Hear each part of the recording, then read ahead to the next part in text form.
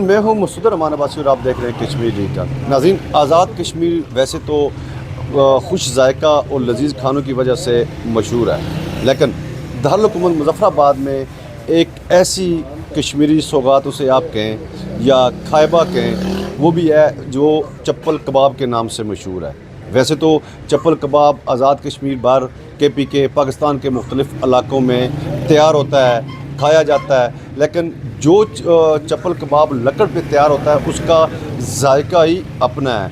ये जिस जगह मैं खड़ा हूँ दुमेल के मकाम पे, ये आज से 70-80 साल पुराना ये एक ठिया है कबाब का, जो सिर्फ़ और सिर्फ इस मौजूदा जदीद तरीन दौर और महंगाई के दौर में भी लकड़ का इस्तेमाल करते हैं और लकड़ पे कबाब पका कर लोगों को खिलाते हैं। देखने में तो ये आपको बिल्कुल छोटा सा एक होटल नज़र आता है, लेकिन इसकी अपनी तारीख़ है 70 से 80 साल। तीसरी पुश्त इस जो दुकान पे जा रही है, जो यहाँ पे काम कर रहे हैं, और इसका जायका दारुल-हुकूमत मुज़फ़्फ़राबाद के दीगर जो कबाब फरोश हैं, कबाब की दुकानें हैं, उनसे बिल्कुल मुनफरद है। बल्कि ये आप मेरे अकब में देख सकते हैं, आपको छोटे फट्टे नज़र आते हैं लगे हुए, लेकिन यहाँ पे लोग टाइम लेके 1 घंटा आधा घंटा टाइम लेके कबाब तैयार करवा के यहाँ खाते हैं। रश इतना होता है, इसी वजह से इसके रश या और दीगर जो इसकी तारीख़ है, और लकड़ पे कबाब आज भी तैयार किया जाता है। ये क्यों किया जाता है?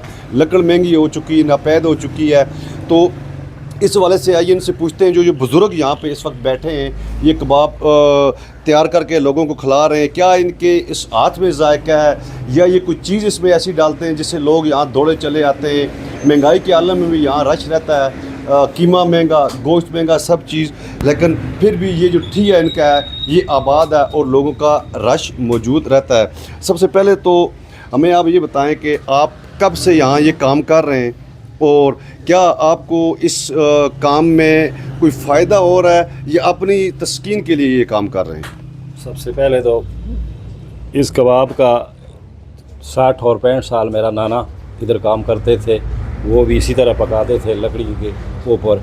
30 तो 40 साल मुझे हो गए हैं वहाँ कबाब, 40 मुझे भी इधर हो गए हैं। 57 मेरी उम्र हो गई है, 40 साल मैंने इधर कबाब काम करते हैं। आप तो छोटे करते हैं मेरे जाने के बजाय कबाब पकाने बस लगे? शुरू तो ये बस इसका एक चस्का आ गया और नाने की विरासत सी वो उसमें आ गए हैं, तो काम करते हैं इधर, तो लकड़ी पे पकाते हैं। और इससे कबाब्स के बगैर इस दुकान में कुछ चीज़ नहीं लगी है। 1 सदी हो गई है, एक सदी हो गई। 65 साल मेरे नाना ने काम किया है, 40 मुझे हो गए हैं। तब भी कबाब ही बिकते, इससे और कुछ चीज़ लगी नहीं। पास पैसे नहीं होते थे, कैसे बस वो भी इस तरह खाते थे शुरू तो, जिस तरह आस्ता आस्ता महंगाई चलती रही, आस्ता आस्ता कबाब चलता रहे, लेकिन इसमें लकड़ का कबाब पकता रहे और लकड़ी का आज तक लकड़ का कबाब पकता है। इसमें कोई गैस तो चूल्हा धुआं तेल मिट्टी का वाला कुछ भी नहीं इस्तेमाल हुआ। फिर कीमा अच्छा हो, तो लकड़ का जायका हो, ये तेल घी अच्छा होना चाहिए, इसके लिए जायका इसका अच्छा होता है। आप इसमें कोई ये कैसी चीज़ें डालते हैं कि लोग आपकी तरफ दौड़े चले आते हैं? इसमें होती है लहसुन,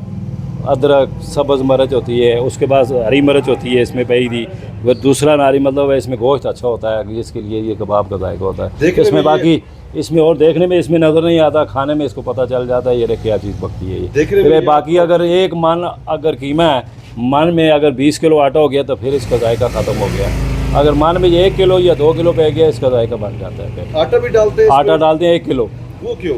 वो थोड़ा जा कीमा जुड़ जाता है, इसका सही हो जाता है, कबाब का जायका बन जाता है। उसके अलावा बाकी और कोई नहीं होता है, इसका जायका अच्छा हो जाता है, कीमा सारे त्रुट नहीं जाता है। आपके नाना अबू क्या वो भी इस तरह करते थे? आटा कम डालते हैं, ज़्यादा डालते होंगे आप? नहीं, वो भी इस तरह करते थे। नहीं, वो भी इस तरह करते थे।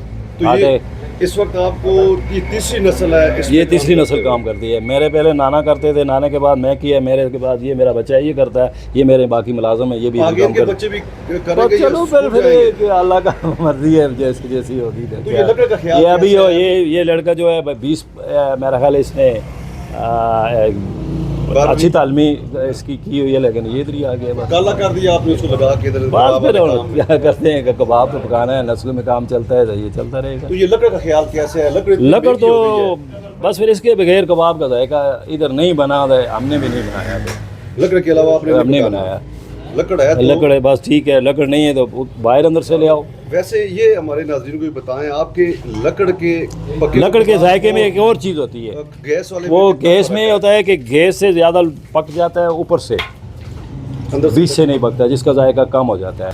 ये क्या बात है, आप स्कूल जाने के बजाय इधर आके इस आग के आगे खड़े हुए। पहले ये आग की पेट की आग बुझाना ज़रूरी थी या स्कूल जाना ज़रूरी था? स्कूल जाता हूँ, स्कूल बिस्मिल्लाह में पढ़ता हूँ मैं, आज भी मेरे ख्याल से इलामा इकबाल ओपन यूनिवर्सिटी में पढ़ता हूँ। लेकिन ये वालिद साहब का कारोबार था और एक कदीमी निज़ाम भी था। वालिद साहब के नाना अबू काम कर रहे थे, 40 साल से वालिद साहब काम कर रहे थे। आगे वालिद साहब एक दिन बैठे हुए थे घर में, तो बात की यार कि मेरे बाद इस दुकान को आगे कौन चलाएगा।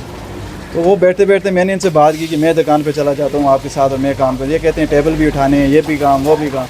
तो फिर उन्होंने अपने हाथों से हमें सिखाया है आगे, और यही तरीका बताया है कि यही आगे जो है चलेगा। आगे नस्ल आने वाली जो हमारे बेटे हैं शायद वो करें या ना करें, लेकिन हमें अपने वालिद का सिर्फ इसलिए मैं आया हूँ दुकान पे कि मुझे अपने वालिद की सपोर्ट भी करनी थी और साथ में अपने वालिद का जो जायका है वो मज़ीद आगे पहुँचाना था। कहीं आपके जहन में ये तो नहीं था कि आपने इस चीज़ पे कब्जा करना है, कोई दूसरा भाई ना कर जाए? नहीं, अल्हम्दुलिल्लाह हम 3 भाई हैं, हमारे तीनों भाइयों का बराबर ऐसा है। वो जब भी एक मुझसे छोटा और एक मुझसे बड़े हैं वो बाहर होते हैं, तो कब्ज़े वाली तो बात ही नहीं है। वालिद का है जैसा मेरा आके वैसे मेरे भाइयों का भी आके, तो कभी हमारे अंदर ये चीज़ आई नहीं है कि आज भी हम इकट्ठे हैं। इस चीज़ पे हमने कभी सोचो मार भी नहीं किया कि कभी ये वालिद साहब का कब्ज़ा मैं जाके इस पर बैठ जाऊँ। अच्छा जी, ये थे इन बुज़ुर्गों के जो छोटे फरजान। इनका भी यही कहना था कि जो हमारे आबाओ अजदाद से ये एक रैयत चली आ रही है, इसको छोड़ने का दिल नहीं करता, क्योंकि मेरे नाना अबू, उसके बाद मेरे वालिद साहब और मैं खुद, अब अगली नस्ल का वो कोई पता नहीं है कि वो क्या कबाब पका सकेंगे या नहीं, या सिर्फ खाते ही रहेंगे। अलबत्ता ये है कि जो आबाओ अजदाद की एक रैयत है उसको निभा रहे हैं, साथ साथ पढ़ते भी हैं। लेकिन इस जो ये कबाब का ठी है, दुकान है, होटल है, इसको छोड़ने का दिल नहीं करता। और नाज़रीन को मैं ये भी बताता चलूँ कि ये वो वाहिद कबाब की दुकान है, या इसको आप होटल कहें, यहाँ पे लोग टाइम लेके कबाब अपने लिए तैयार करवाते हैं। हालांकि शहर में दर्जनों ऐसी दुकानें हैं जो कबाब तैयार करते हैं, लेकिन टेस्ट के वाले से, लज्जत के वाले से ये वो वाहिद होटल है दुमेल के मुकाम पे, जहाँ पे आपको आग से पका हुआ अच्छा, लजीज और साफ़ कबाब मिल सकता है।